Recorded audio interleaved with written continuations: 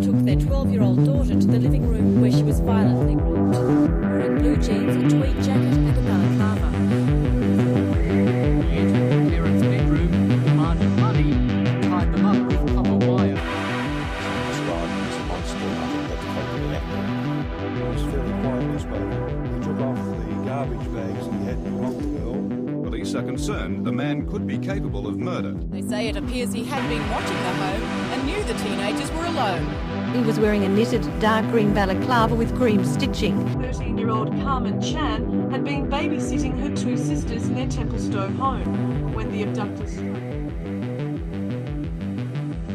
My name's Eamonn and I'm from Melbourne Marvels. Welcome to the first in a series of podcasts we're doing on the abduction of Karmein Chan. Melbourne Marvels has done a number of blogs and podcasts on the uncaught offender known as Mr. Cruel. Now we've teamed up with Jay from whoismrcruel.com to do a series of podcasts on the next chapter of this mystery, the abduction of Karmein Chan. Hi, I'm Jay. I help to run the whoismrcruel.com website. My interest in this case is really just about using all the data and technology that we have available to us today. It wasn't available to the original investigators to try to bring this man to justice. The way we're going to do it is by reviewing contemporary media reports on the event as they happened, day by day, and then discussing the fallout. Police say 13-year-old Karmein Chan had been babysitting her two sisters in their Templestowe home when the abductor struck at about 8:30 last night.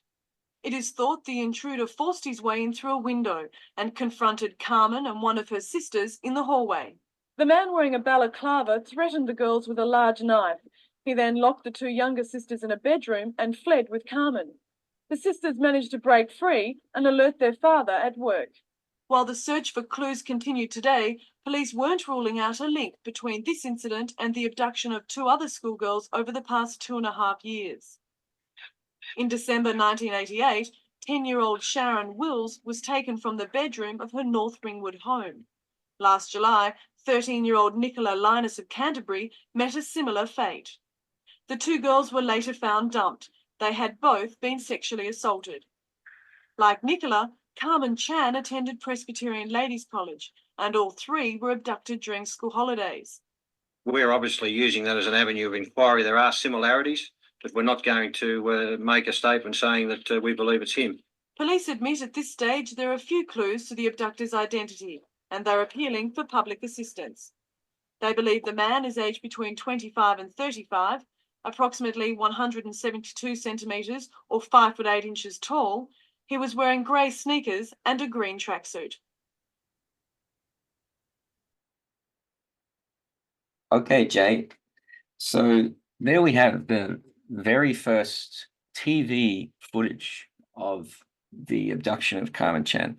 What I want to do now is just analyze the content that was in there. I think it's worth noting the very first thing we see in this ABC footage on the 14th of April, 1991. So this is the day after Karmein is abducted. It's the first news Victorians are getting about this event. And the very first thing we see is a photograph of Karmein, which we know now is a photo of her from when she was 8 years old. Jay, do you think there's any relevance to this? They copped a bit of criticism for this later on in the investigation. It certainly would have set people looking for the wrong person at the outset. You know, there was a whole lot of confusion in the early days. You got to question, why did they get that photo? Why didn't they question the age of the girl? As we probably know, there wasn't much the public could have done anyway, assuming that it's the same offender. I suppose we shouldn't assume that, though.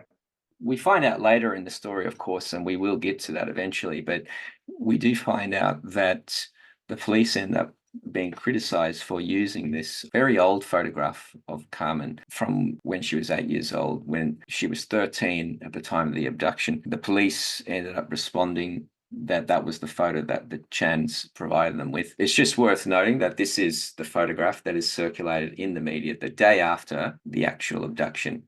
Now, I want to just continue on with what we listened to there. On the night of the abduction, Saturday night, the 13th of April, journalists would have heard on the police scanners that there'd been an abduction and gone to the scene. And they have this footage outside the Chan household, 109 to 113 Circles Road, Templestowe. They state she was babysitting her two sisters and the abductor struck at about 8:30 the night before. They mentioned straight away the intruder forced his way in through a window and confronted Karmein and one of her sisters in the hallway. Well, it's interesting that they've already got that story, presumably from the surviving witnesses, the sisters, since we know they would have been traumatized. But we've already got a kind of a narrative around how he got in, where they were standing when he came in. The window is an interesting one too. They're saying at that early point that it was through a window. We do see in the background a female detective carrying out a fly screen, which is wrapped in plastic, but we'll get to that in a moment. I'm assuming that the fly screen was part of that window where the offender broke in.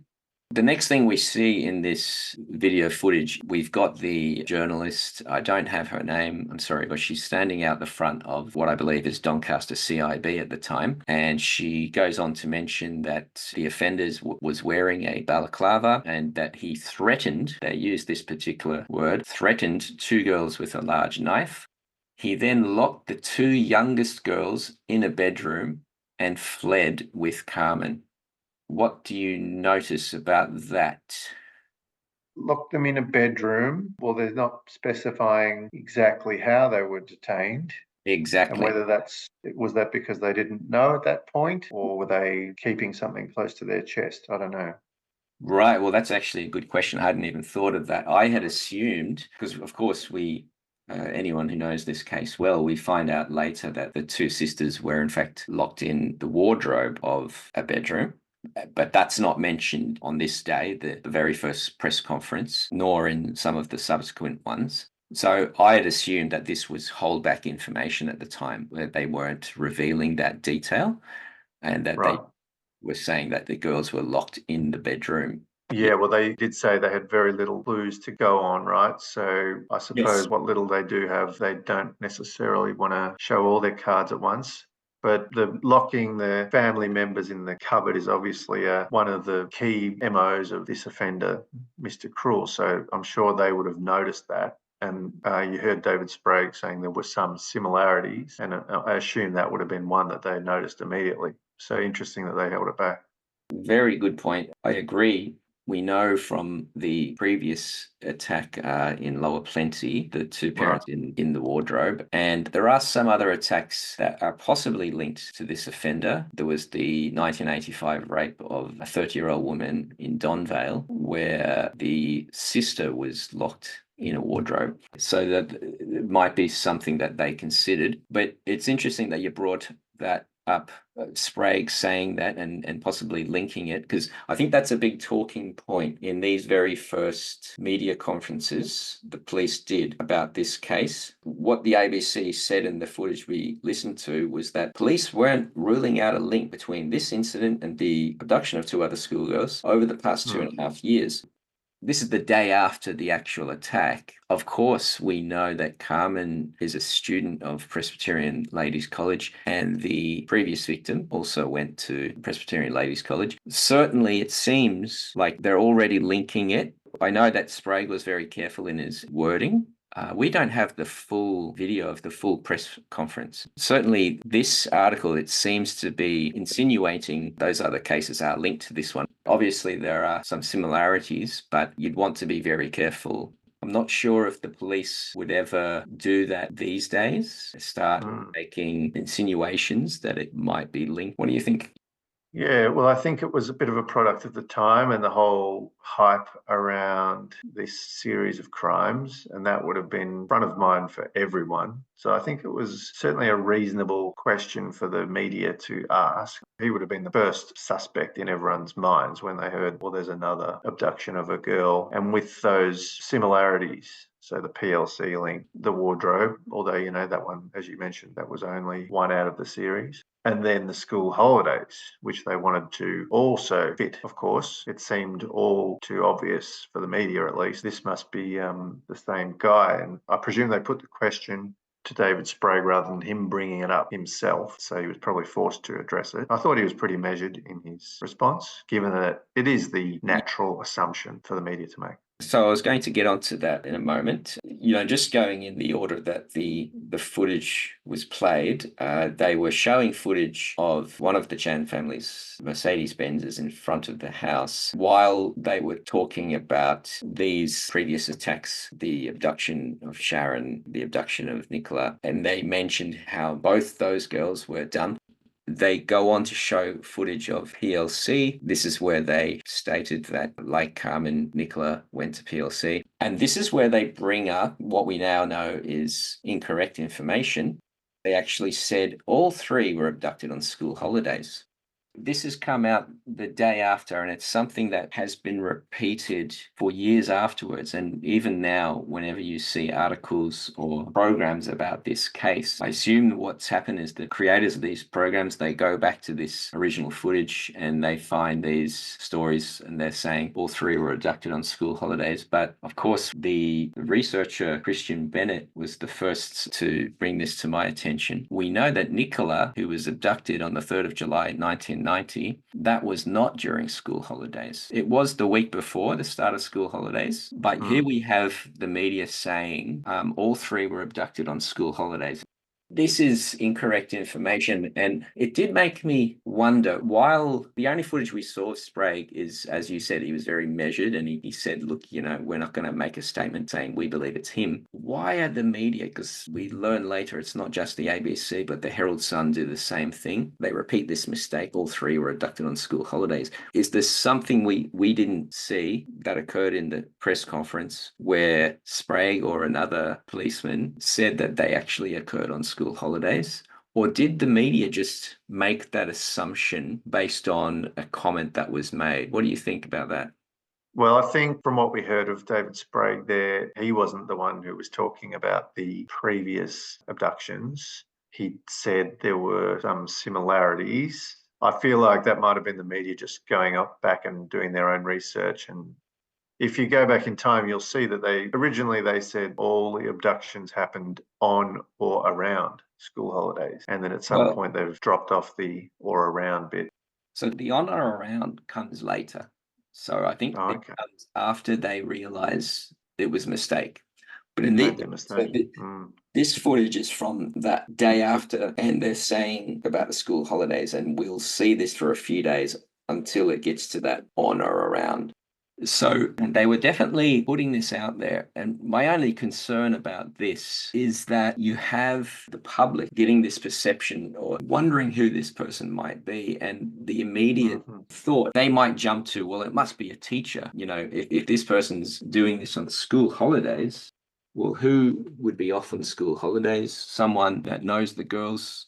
That would have been my only concern, that perhaps it was too much of an emphasis, certainly amongst the public, on thinking about someone who might have been a teacher because they said all three were abducted on school holidays. Now, I've spoken to a detective who won't name, someone who was on the Spectrum Task Force, which eventually would get formed to investigate Carmen's disappearance. He was very defensive about this. He claimed that police never said that the three were abducted on school holidays. I can't prove he's wrong about that. Okay. Certainly, after that press conference, all of the media, the impression they got, that was the information they took from the police. We don't have any footage where Sprague or any other police officer at that time is claiming that. We have footage of police officers saying this years later when that became the accepted narrative, even though it was wrong. As you mentioned, Sprague does say very carefully they're looking at the possibility that this abduction is linked to Nicola's and Sharon's as an avenue of inquiry. There are similarities, but we're not going to make a statement saying that we believe it's him. And I think that's extremely professional and the right thing to say in that case. Would you agree?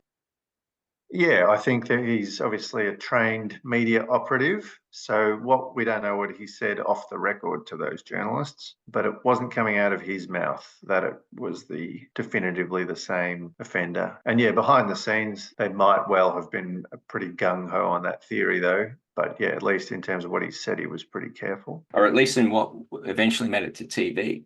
I'm sure the press conference ran far longer than the snippets we got. Continuing on, We see footage then of the detective carrying the quite large, lengthy fly screen, which is wrapped in plastic.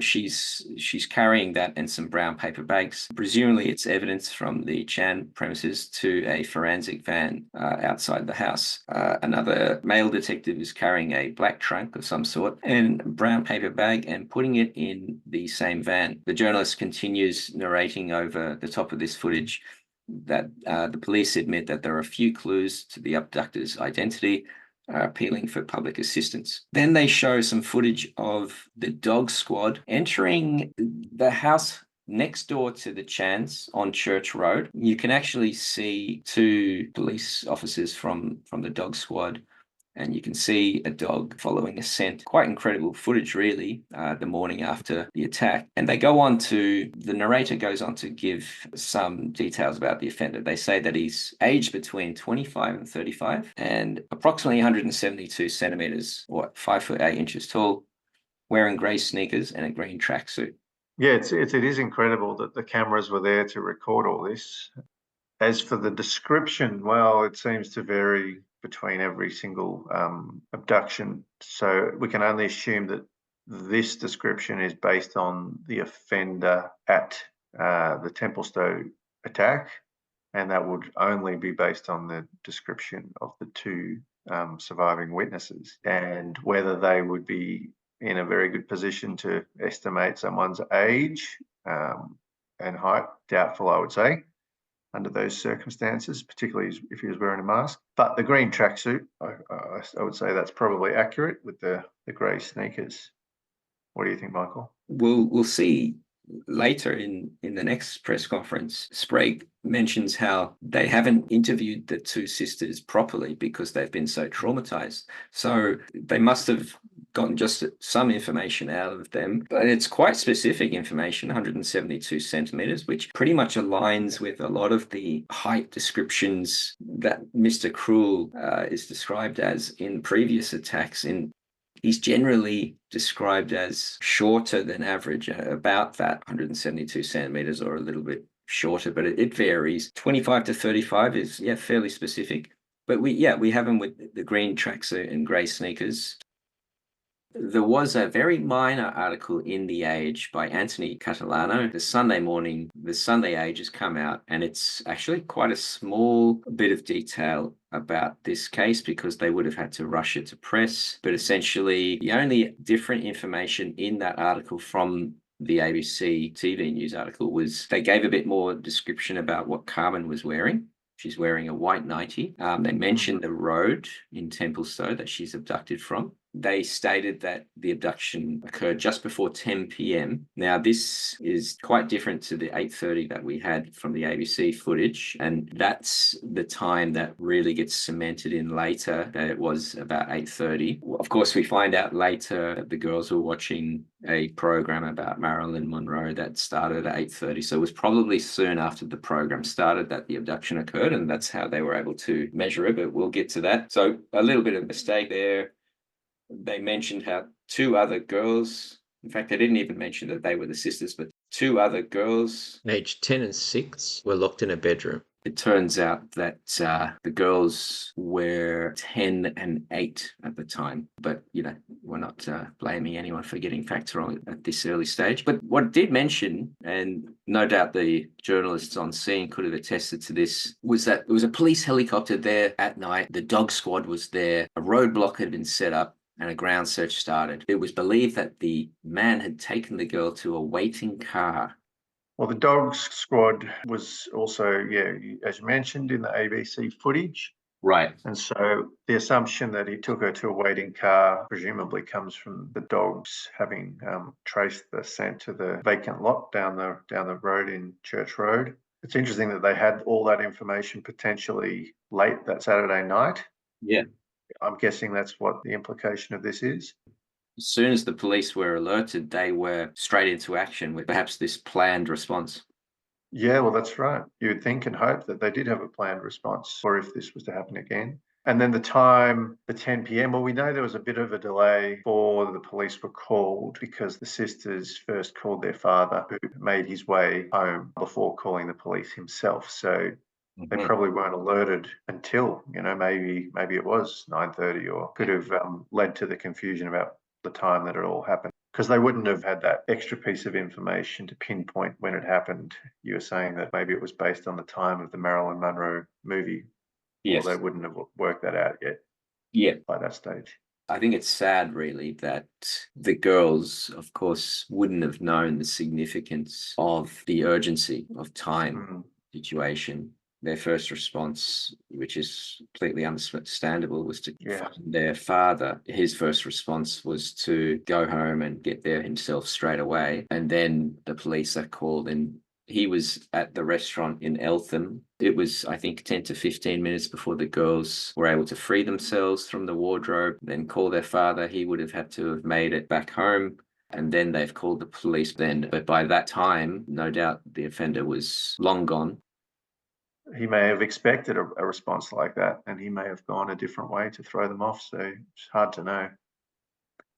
The next article that came out was the Herald-Sun report. So there was, as far as I can tell, the Herald-Sun wasn't circulating on a Sunday back in 1991. So there was no Herald-Sun on the Sunday. So they've missed this huge story, which in a way is their kind of baby, because they were responsible. Well, their predecessor, the Sun News Pictorial, was responsible for coining Mr. Cruel, of course, but I'm sure they still saw it as their baby. So on the Monday, they publish an article, Kidnap Victim Fears. There's a very large photograph of the 8-year-old Karmein on the front of the Herald-Sun that day. And this article is huge, goes over both page 1 and page 3. And it's essentially also about the same press conference that David Sprague had done on the Sunday, the 14th. So this is going to be interesting because they go into more detail here. And I want to look at some of the things they talk about and ask you about your thoughts on them that the ABC didn't go into. So they describe it as the police think the abductor might be Mr. Cruel, using their old moniker that they'd coined. They mention how this offender has a history of abducting teenage girls and, quote, subjecting them to terrifying ordeals of imprisonment. It's a bit like, the ABC report said police are not ruling out a link. And then now it's become, they think the abductor might be Mr. Cruel. Semantics in a way, but it creates an impression, doesn't it? They're certainly looking for the headline with this type of language a little bit more, I think. The Herald-Sun also revealed at this point that the offender left a racist slogan on one of the Chan family cars, making reference to Asian drug deals. On the side of the car, it said, more to come. Now, there is some dispute because there was another word written. Some people think that the word anon was written there. So more anon, more to come. Anon, in this case, people have suggested a use of archaic English where the offender intends to say more later, more to come. Other people think the offender was going to write and, as in more and more to come, stop writing the word and then just wrote more to come. There's a dispute over that, but that's something we can get into a later date. The main thing to point out is that the Herald-Sun revealed this information on the 15th, morning of the 15th, Monday the 15th of April. And this was after the ABC chose not to reveal this information. Any comment on that, Jay? Well, only that this would have been very good holdback information, you'd think, given that they didn't have that much to go on. This would have been something that only the offender knew, probably not something that would have helped the public identify him. So it's interesting whether the ABC were told not to publish it. We don't know, do we? Yes, and certainly the Herald-Sun didn't publish the full details of the wording on the car because it's basically a racist slogan, perhaps for reasons of decorum. That was why they didn't publish it. Perhaps the police asked them not to publish the exact wording at that time. It just stated it was a slogan making reference to Asian drug deals. Didn't say, quote, payback Asian drug dealer, because that might have brought undue attention to John Chan. Now, it didn't stop that undue attention, as we know.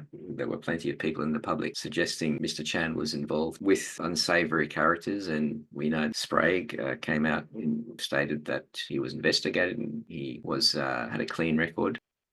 So it stated that all the Chan sisters were born in Australia, that Sprague had not yet contacted the Linus or Wills family, but probably would further into the investigation. Nicola and her family had moved back to England after her abduction. It's just a lot more detail that's been gone into.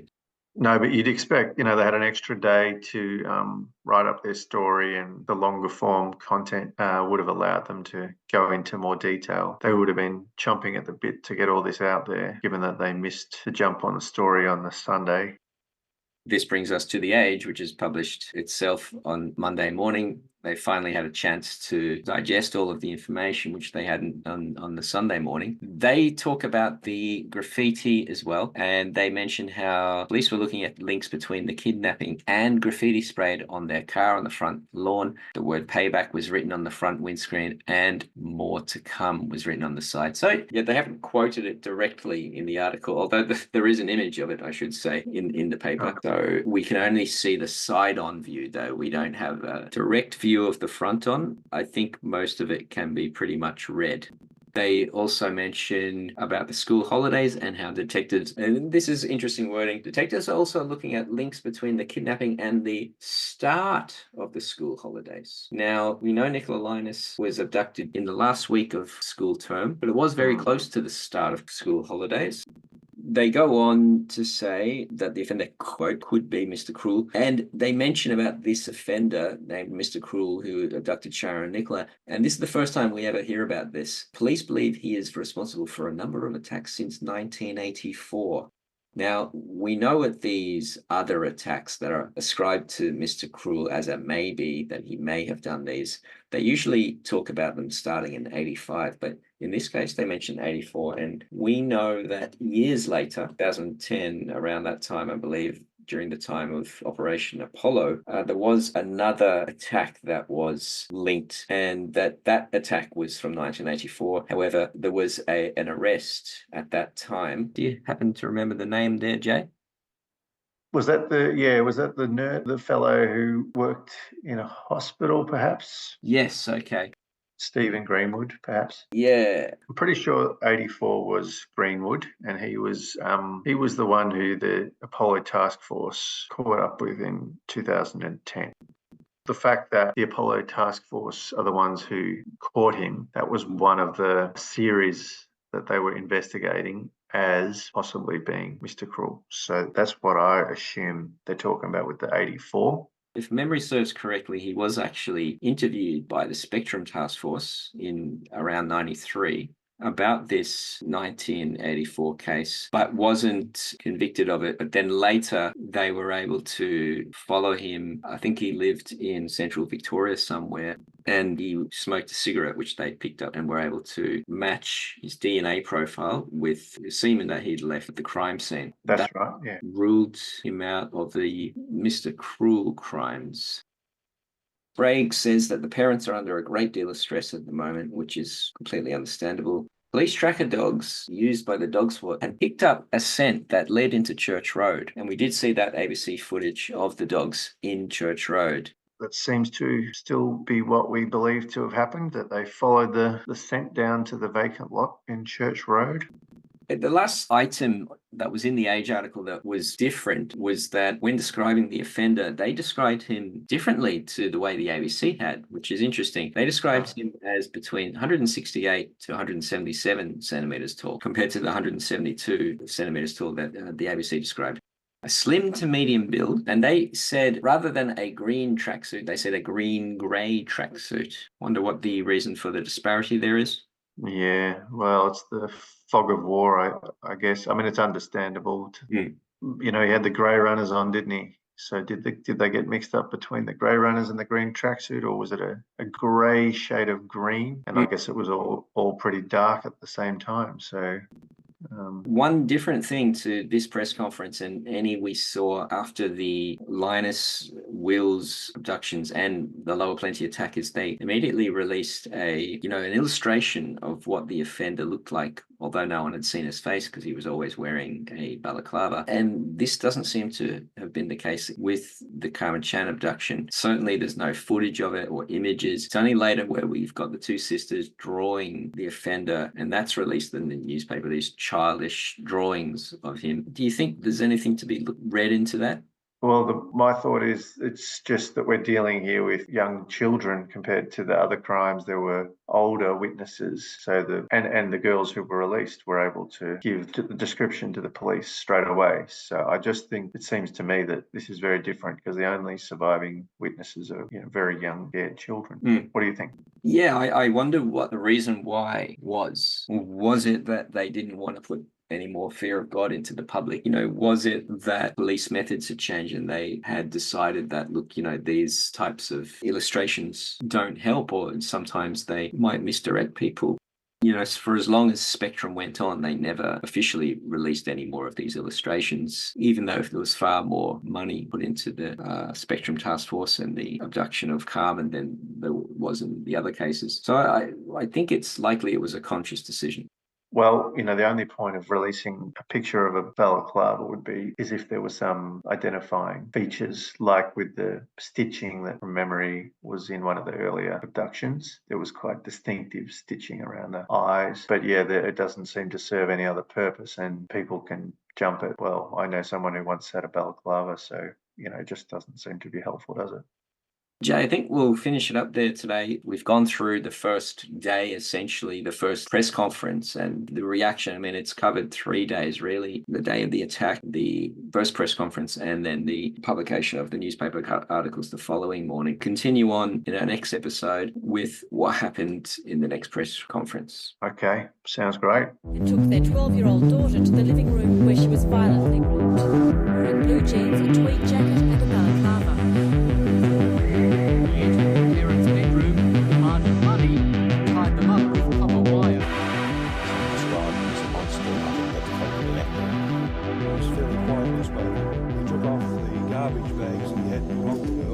Police are concerned the man could be capable of murder. They say it appears he had been watching the home and knew the teenagers were alone. He was wearing a knitted dark green balaclava with cream stitching. 13-year-old Karmein Chan had been babysitting her two sisters in their Templestowe home when the abductor struck.